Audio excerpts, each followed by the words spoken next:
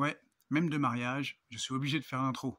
Donc bienvenue dans cet épisode 4 de Apprendre avec Shrimp, l'épisode des instructions. On va avoir du conditionnel, des boucles, des fonctions. Shrimp, est-ce que tu saurais pas faire des nœuds de cravate? Parce que là, celui-là, il est à peu près fait, mais ça fait un peu bizarre. Non, pas du tout. Mais c'est quoi cette tenue là? Les devs, ils sont toujours en t-shirt? Non, après, ça dépend pour qui tu travailles. Si tu veux faire distinguer, tu mets des chemises. Si tu veux être cool, tu mets des t-shirts. Attends, je vais te faire voir. Et voilà, en chemise. Ah non, laisse tomber, j'ai compris.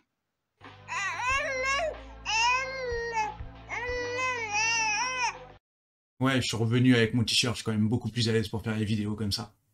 On va commencer par créer notre fichier pour cet épisode 4. On va copier-coller le fichier de l'épisode précédent, index.php, hop, et on va renommer php04 pour la 4e vidéo. On l'ouvre dans Visual Studio Code, voilà. On efface tout le bloc qu'il y a dans PHP. Voilà. On l'ouvre dans le navigateur internet, 127.0.0.1/php/php04.php. Hop. Et voilà, on a la base pour pouvoir poursuivre cet épisode. On commence par la petite minute pour expliquer la suite. Mettons que je veuille les nombres de 1 à 13 à l'écran. Et je dois écrire 13 échos en commençant par écho 1, écho 2, écho 3, écho 4, écho... Oh là là, c'est un peu long pour arriver jusqu'à écho 13. À la place, je vais utiliser une boucle. Ça va m'économiser un temps de ouf. Globalement, je vais faire 13 fois une boucle où je vais exécuter un écho. À chaque boucle, je vais noter le nombre de fois où je suis passé dans la boucle. Ainsi, la première fois que je passe dedans, je vais avoir écho 1, puis à la prochaine boucle, écho 2, etc., etc. Voilà pour la théorie des boucles. Place au PHP maintenant. On va commencer par la boucle for. Et ce qu'il y a de bien dans Visual Studio Code, c'est quand on marque for et qu'on le sélectionne dans la liste déroulante, hop, il pré-remplit déjà des trucs. Donc, $i. I, c'est l'itération, c'est le nombre de fois que la boucle s'est exécutée. On le fait démarrer à 0. Donc, $i égale 0. On peut très bien mettre 10, par exemple. Il faut juste un point de départ. Hop, on revient, on fait $i égale 0. Le second argument, après le point virgule, c'est la condition. Donc, tant que i est inférieur à... Hop, on va mettre 10. Donc, du coup, la boucle va s'exécuter de 0, le point de départ, jusqu'à 10. 10 non compris. Sinon, on peut mettre inférieur ou égal à 10. On va laisser strictement inférieur à 10. Et le troisième argument, le $i++, c'est l'incrémentation. C'est comme si on écrivait $i égale $i plus 1. Mais bon, $i++, c'est quand même beaucoup plus facile à écrire. Voilà, on a fait notre paramètre de boucle. Et maintenant, dans la boucle, bon, on va mettre par exemple echo $i. Et hop, voilà, c'est bon. Maintenant, on teste dans le navigateur internet. Hop, 0, 1, 2, 3, 4, 5, 6, 7, 8, 9. C'est normal qu'il n'y ait pas le 10, parce que c'est strictement inférieur à 10. Ah, ça j'ai compris le principe. Regarde. Kagebunshin no Jutsu. Maintenant, on va passer à la boucle while, W-H-I-L-E, qui veut dire tant que en anglais. On le pré-remplit avec Visual Studio Code, et là on s'aperçoit qu'il n'y a qu'un seul argument, en fait c'est la condition. Là on va le remplacer, on va mettre $i inférieur ou égal à 10. Ce qui se traduit par tant que $i est inférieur ou égal à 10, exécute-moi ce qu'il y a entre les accolades. On va mettre un echo $i. On enregistre et on revient tester sur le navigateur internet. Oh mon Dieu! Non! Il y en a partout! En fait, c'est une boucle infinie. On n'a pas spécifié à l'ordinateur comme quoi $i devait faire $i plus 1. Donc en fait, il est toujours inférieur ou égal à 10 quand il exécute la boucle. Ce qui veut dire qu'il faut rajouter un $i++ dans la boucle while afin que la condition puisse un jour être vérifiée. Maintenant, on retourne sur le navigateur, on reteste. Ah, plus de problème. Maintenant, on va mettre un point de départ. On va mettre $i égale 0 avant que la boucle while ne s'exécute. Comme ça, on a notre point de départ de 0. Et tant que $i il est inférieur ou égal à 10, on exécute, on marque echo $i et on lui ajoute plus 1. On teste sur le navigateur internet. Voilà, de 0 à 10. Voilà pour les boucles. Maintenant, on va passer au conditionnel. Donc le if, avec entre parenthèses notre condition, qu'on va mettre par exemple à $i strictement inférieur à 10. Ensuite, on va mettre notre alors. Qu'est-ce qui va se passer quand notre condition sera vérifiée, quand $i sera strictement inférieur à 10? On va mettre notre premier bloc de code ici. Sinon, il se passe quoi? Else. Hop, et ben on va mettre notre second bloc de code ici. Alors, on va tester avec deux échos, un écho inférieur à 10 et un écho supérieur ou égal à 10. On teste sur le navigateur internet et il est supérieur ou égal à 10. C'est normal, il serait théoriquement égal à 10, mais en fait on ne sait pas. On va l'ajouter comme information. Hop, voilà, il était bien égal à 10. Égal à 10, égal à 10, égal à 10. Maintenant, on va le mettre égal à 5. Donc, $i égale 5 juste avant le i. Voilà, on teste, et il est inférieur à 10. Mais on ne sait toujours pas quelle valeur. Hop, on le rajoute. Voilà, et il est bien égal à 5. Vu que Christophe aime bien me charrier dans la vie réelle, du coup, je vais en profiter pour lui faire une petite blague. Je vais illustrer ce que c'est qu'un si, sinon.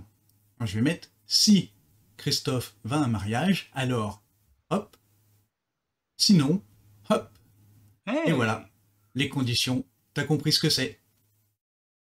On va corser un petit peu les choses et on va éclater cette condition. On va mettre strictement inférieur, égal, strictement supérieur. Donc on va ajouter un else if, un sinon si. Qu'est-ce qui se passe? Donc on va rajouter une condition qui est $i égal à 10. Je reviendrai sur le égal après, pas de souci.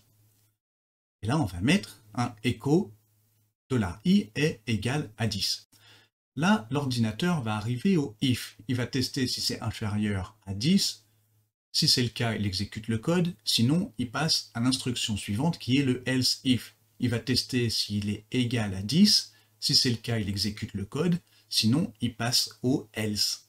On peut bien sûr cumuler des else if à tire-larigot, il n'y a aucun problème. Mais ça ferait un petit peu long quand même. On va le tester. Hop, il est strictement inférieur à 10, normal, il est égal à 5. Maintenant, on va le changer, on va mettre $i égal à 10. On le reteste.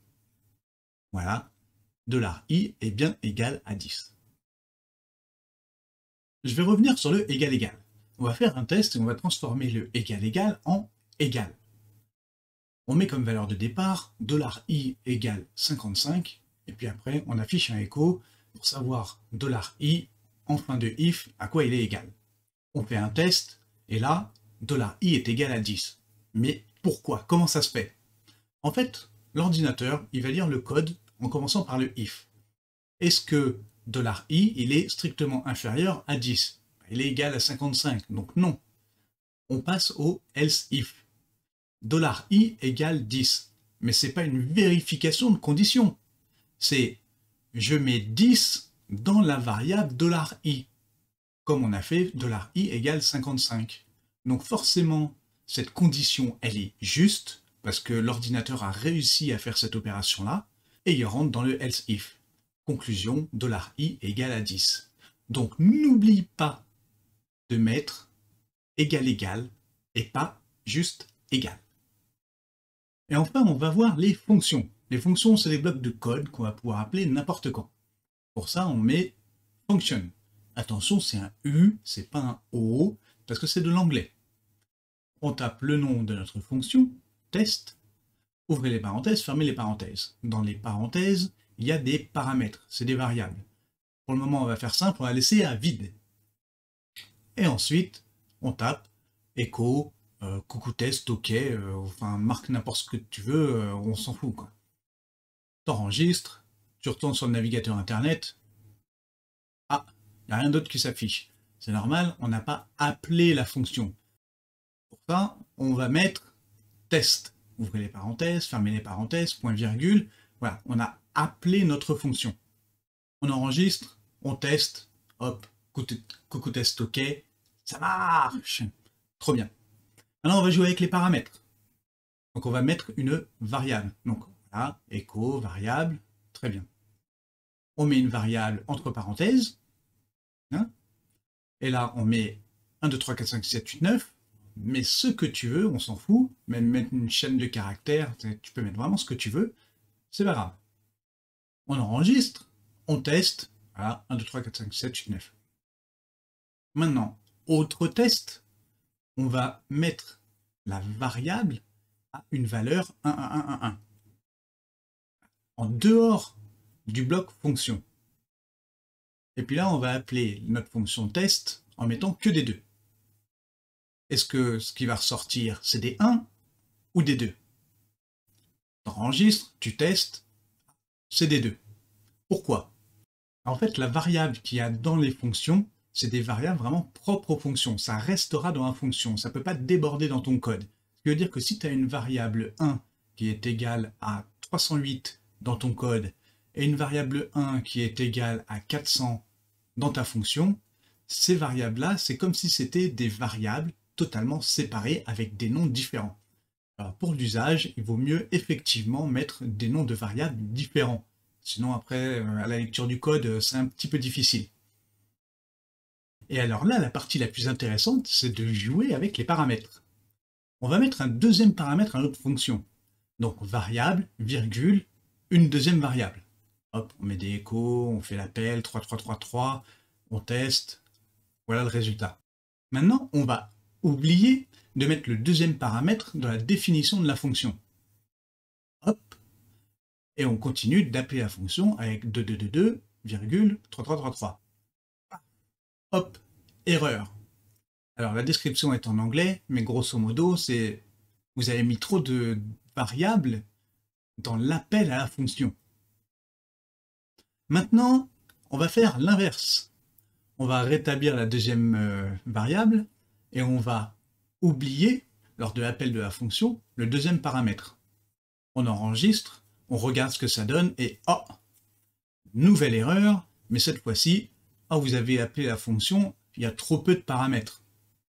Pour pallier à ce problème-là, parce qu'on n'a pas forcément tout le temps besoin de 2 paramètres, ou de 3 paramètres, ou de 4 paramètres, on va mettre un égal vide. Le égal quelque chose, il va permettre d'établir une valeur de base à la variable. Donc si on l'omet, c'est pas grave, le programme met la valeur de base dans cette variable-là. On teste. Voilà. Voilà pour ce qui est des fonctions. Shrimp, classe les fichiers avec les liens HTML. Oui, ça c'est pas bête. Donc on va voir les liens HTML. Tu sais, là, les petits liens où tu fais clic-clic et puis ça t'oriente vers une autre page. Et ben voilà, on va faire ça. On va reprendre notre premier fichier HTML, index.html. On l'ouvre dans Visual Studio Code, on fait un petit peu de ménage, voilà, et là on va créer notre premier lien hypertexte. C'est la balise A. Donc plus petit que A, espace, et on va mettre href. Href, c'est pour la référence du fichier qui va s'ouvrir quand on va cliquer sur le lien. Ensuite, on ferme la balise, plus petit que, /A, plus grand que. Dans la balise A, entre la balise ouvrante et la balise fermante, on va mettre le texte qui va apparaître sur la page internet pour que l'utilisateur clique dessus. Hop, voilà, on va mettre ça par exemple. On enregistre, et là on va faire un petit peu de ménage dans les dossiers. On va mettre le dossier PHP dans le dossier HTML. Hein? Et dans le dossier PHP, on va renommer index.php, on va le renommer hop, 03. Jusque-là, ça va.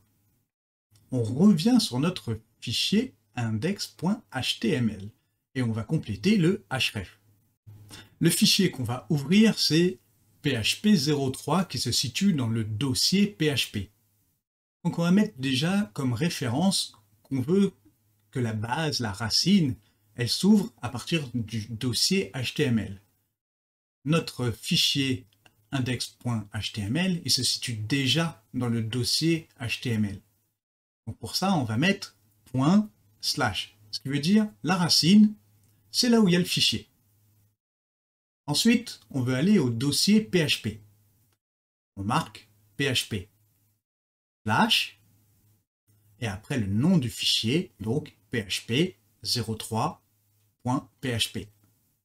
Voilà, on a créé notre premier lien hypertexte. Donc là, on va le tester. Hop, hop, oui, je passe par WAMP. Hop, voilà. On clique dessus et voilà, on a notre php03.php qui est ouvert. Maintenant, on va faire exactement la même chose pour php04. Voilà. Et le test. Voilà. Maintenant, tu sais créer des liens hypertextes et au fil des vidéos, tu vas pouvoir alimenter cette page index.html avec tous les exercices que tu vas faire. Voilà, j'espère que j'ai pas été trop long. Désolé, Shrimps, t'as beaucoup de montage à faire. Moi, je vous retrouve pour l'épisode 5 où on va faire un exercice. Enfin, c'est surtout toi qui vas bosser et qui va utiliser tout ce que tu as appris jusqu'à présent. Donc, bye bye!